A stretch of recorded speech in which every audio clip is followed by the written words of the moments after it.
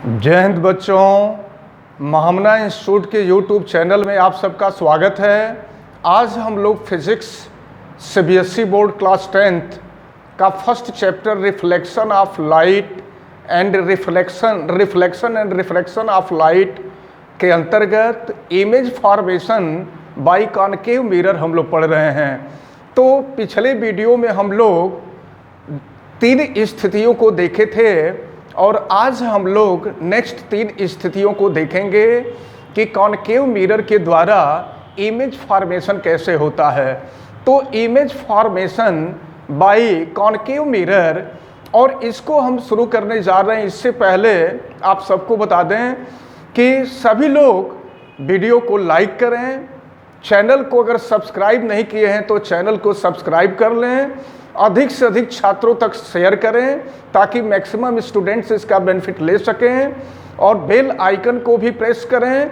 चलिए आगे बढ़ते हैं हम और देखते हैं हम third case image formation by concave mirror. और इसके अंतर्गत हम थर्ड केस पढ़ने जा रहे हैं when object between C and F.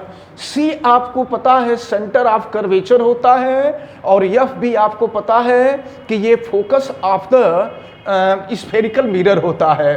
तो सबसे पहले हम लोग देखेंगे कि जब ऑब्जेक्ट सी और एफ के बीच में होता है, यानी सेंटर ऑफ कर्वेचर और focus of the spherical mirror में होता है, तो क्या होता है। ध्यान दीजिए, यहां फिगर आप देखें, ये कॉनकेव मिरर MN है।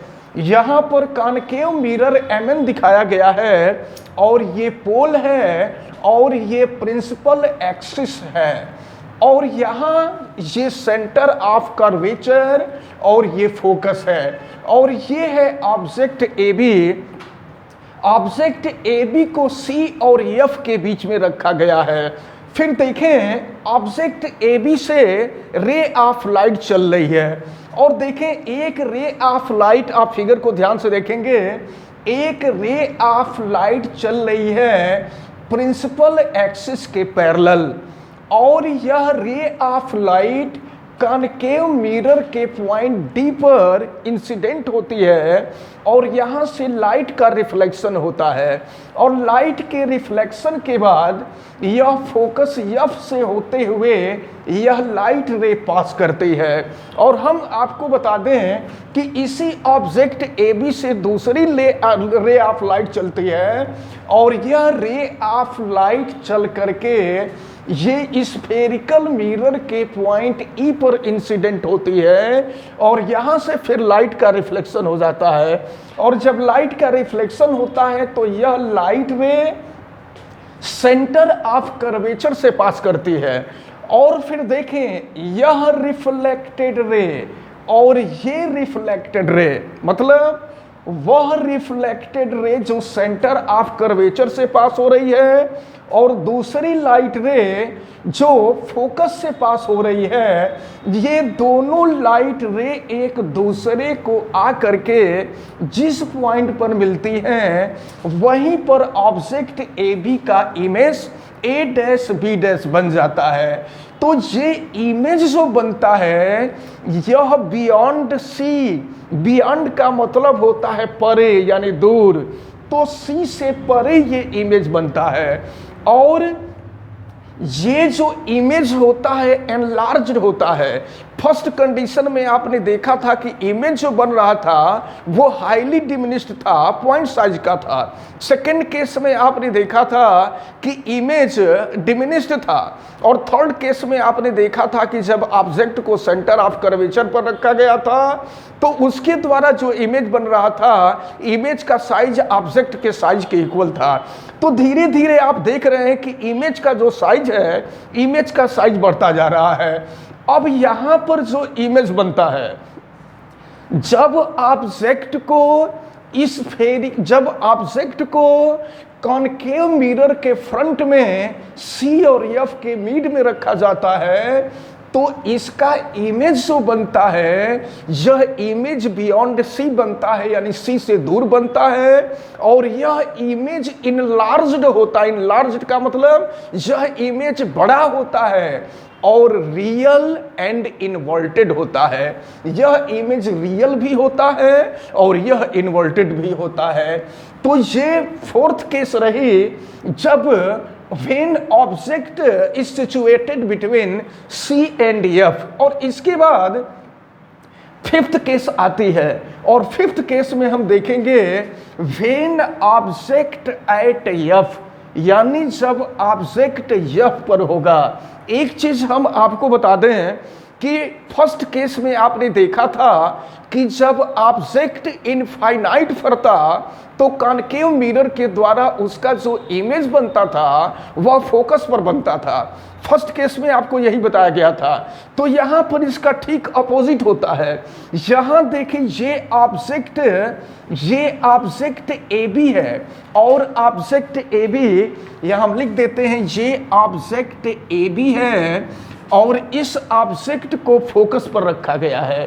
और फिर यहां ध्यानपूर्वक देखें, जब ऑब्जेक्ट ए बी को फोकस F पर रखा जाता है तो यहां से एक लाइट रे चलती है जो प्रिंसिपल एक्सिस के पैरेलल होती है, और यह लाइट रे चल करके कॉनकेव मिरर के पॉइंट E पर इंसिडेंट होती है, और इंसिडेंट होने के बाद लाइट का रिफ्लेक्शन होता है, और रिफ्लेक्शन के बाद यह लाइट रे आगे बढ़ती है।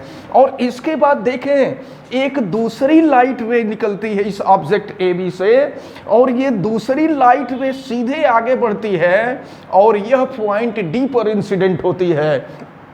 जब यह लाइट रे पॉइंट डी पर कॉनकेव मिरर के पॉइंट डी पर इंसिडेंट होती है तो यहां से तुरंत लाइट का रिफ्लेक्शन होता है, और लाइट के रिफ्लेक्शन के बाद यह लाइट रे रिटर्न होकर के आती है, और यह लाइट रे सेंटर ऑफ कर्वेचर से होकर के पास करती है।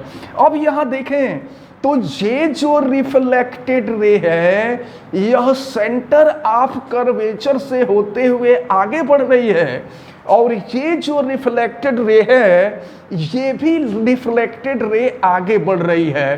तो अब जरा आप ध्यान पूर्वक देखें कि ये जो दोनों रेज हैं, ये दोनों रेज इस इमेज में थोड़ा सा फॉल्ट है, इसको हम सुधार लेते हैं। यहां से ये लाइट रे आती है, और यह लाइट रे आ करके यहाँ ऐसे आगे बढ़ती है। थोड़ा सा संशोधन करना होगा, यह लाइट रे आगे बढ़ती है।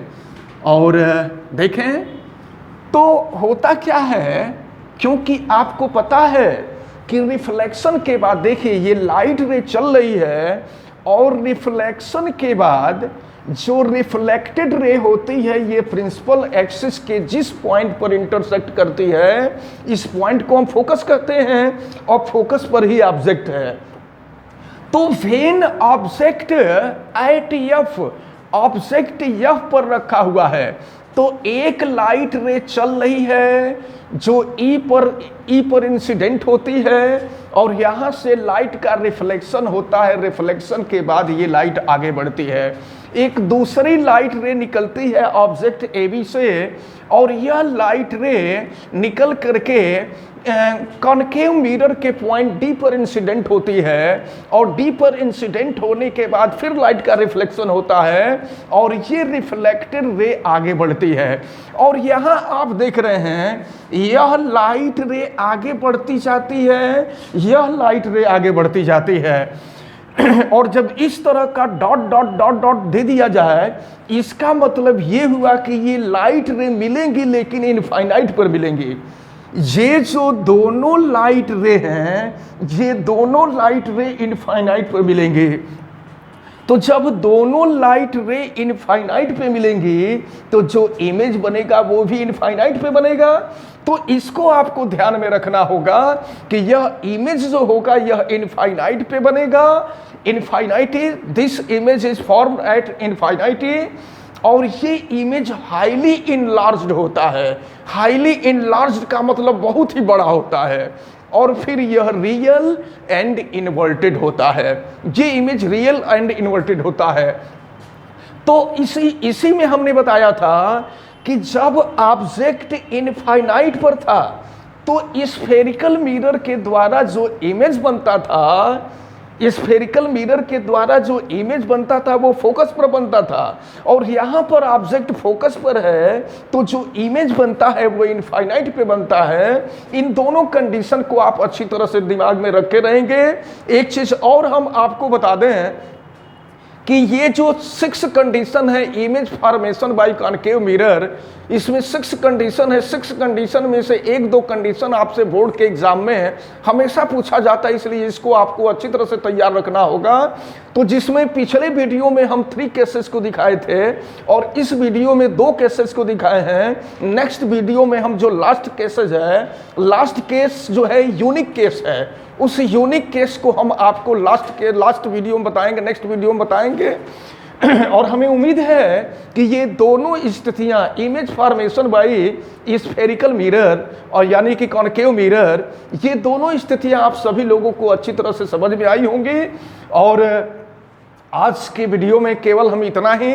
आप अगर वीडियो को लाइक नहीं किए हैं तो वीडियो को लाइक भी करें, चैनल को सब्सक्राइब नहीं किए हैं तो सब्सक्राइब कर लें, अधिक से अधिक स्टूडेंट तक शेयर करें ताकि वो लोग मैक्सिमम लोग इसका बेनिफिट ले सकें, और बेल आइकन को भी प्रेस करें। आप सभी लोगों को बहुत बहुत धन्यवाद।